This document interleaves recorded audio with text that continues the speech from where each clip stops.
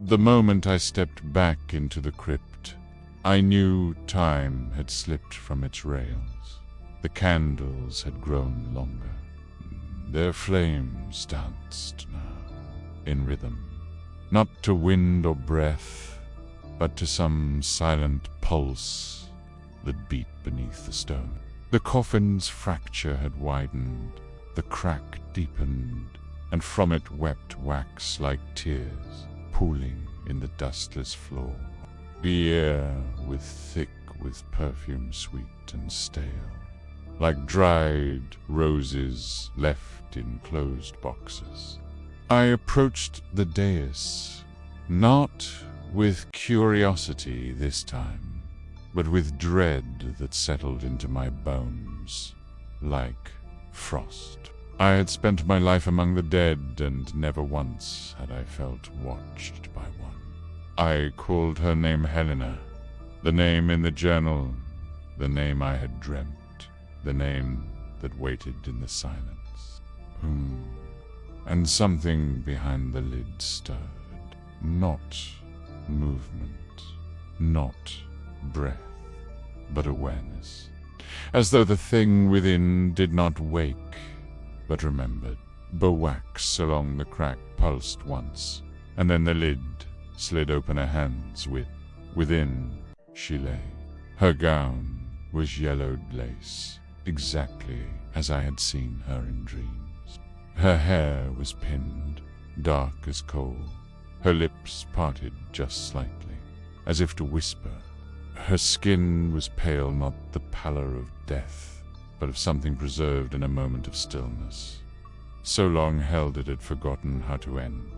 Her hands were folded, and upon her ring finger was a circle of iron, twisted with wax on. Thread.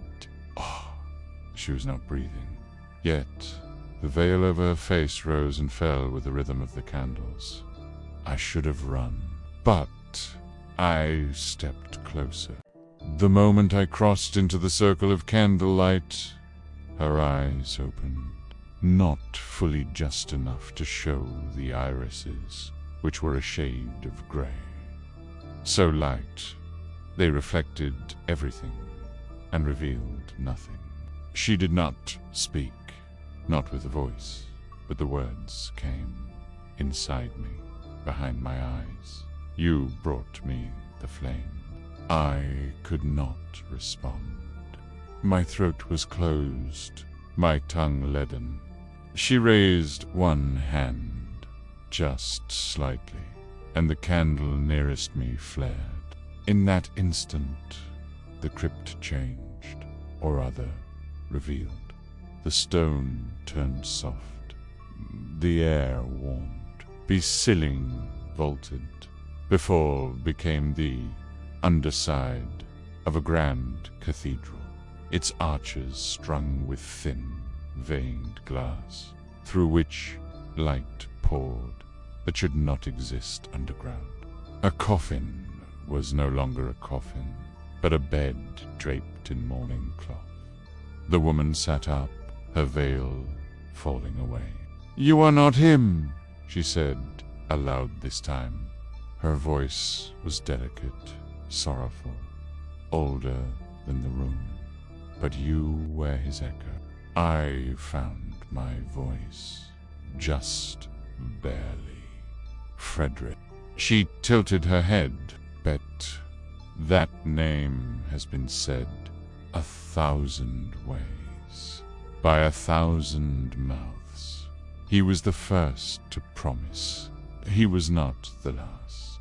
The chamber shimmered.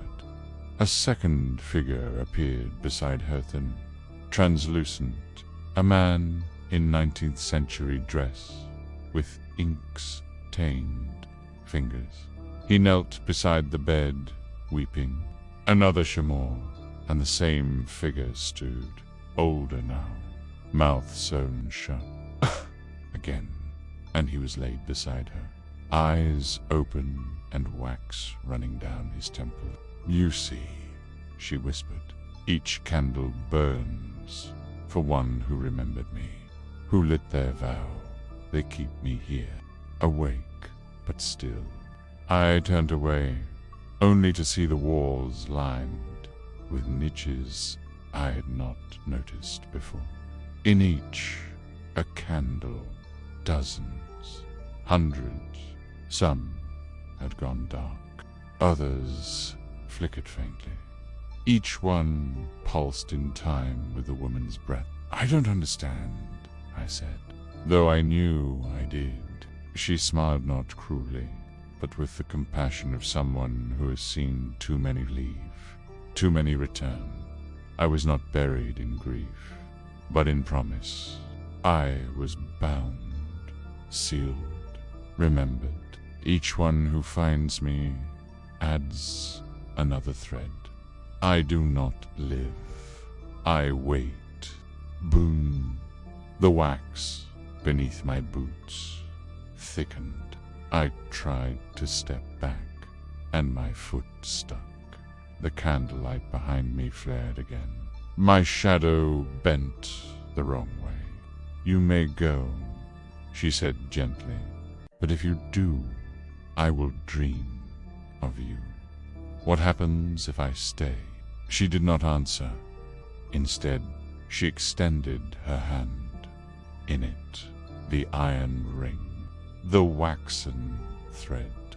"You came with curiosity, but you brought fire.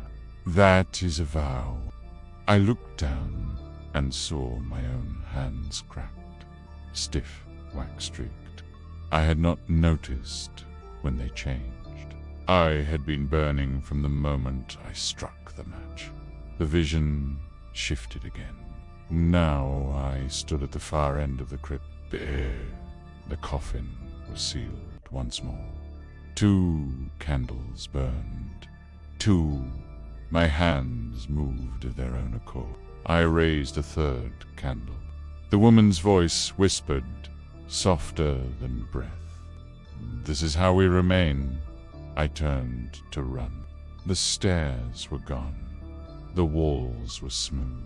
I slammed my fists against the stone and left smears of warm wax behind. The chamber dimmed.